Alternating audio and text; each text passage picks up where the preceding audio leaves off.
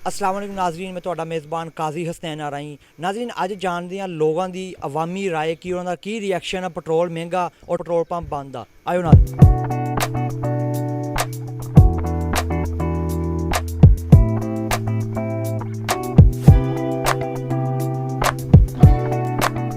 अस्सलाम वालेकुम जी। वालेकुम सलाम।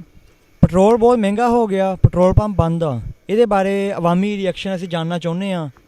ਤੁਹਾਡਾ ਕੀ, ਤੁਸੀਂ ਕੀ ਕਹਿਣਾ ਚਾਹੋਗੇ ਇਹਦੇ ਬਾਰੇ? ਅਸੀਂ ਕੁਛ ਨਹੀਂ ਕਹਿਣਾ ਚਾਹਾਂਗੇ ਜੀ, ਚੰਗੀ ਗੱਲ ਆ ਜੇ ਪੈਟਰੋਲ ਮਹਿੰਗਾ ਹੋ ਗਿਆ ਤੇ ਇਸ ਤੋਂ ਵਧੀਆ ਗੱਲ ਕੋਈ ਹੋ ਹੀ ਨਹੀਂ ਸਕਦੀ। 150 ਹੋ ਗਿਆ ਭਾਈ, ਹੋਰ ਕਿੰਨਾ ਮਹਿੰਗਾ? ਭਾਈਜਾਨ ਚਾਹੇ 200 ਹੋ ਜਾਵੇ, ਲੋਕਾਂ ਨੇ ਪਵਾਉਣਾ ਹੀ ਪਵਾਉਣਾ ਵਾ ਸਕੂਟਰਾਂ ਦੇ ਵਿੱਚ। 200 ਛੱਡੋ, ਤੁਸੀਂ 500 ਕਰ ਲਓ, 1000 ਕਰ ਲਓ, ਤਾਂ ਵੀ ਪਵਾਉਣਾ ਮੁੜ ਲੋਕਾਂ ਨੇ। ਤੁਹਾਨੂੰ ਕੀ ਤੰਗੀ ਆਈ ਇਹਦੇ 'ਚ? ਨਹੀਂ, ਇੰਨਾ ਮਹਿੰਗਾ ਕੌਣ ਪਵਾਏਗਾ?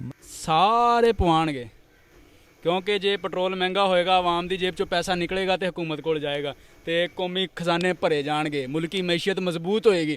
ਮੁਲਕੀ ਮਈਸ਼ਤ ਮਜ਼ਬੂਤ ਹੋਏਗੀ ਤੇ ਪਾਕਿਸਤਾਨ ਤਰੱਕੀ ਕਰੇਗਾ। ਪਾਕਿਸਤਾਨ ਜ਼ਿੰਦਾਬਾਦ। ਸਾਈਡ ਤੇ ਹੋ।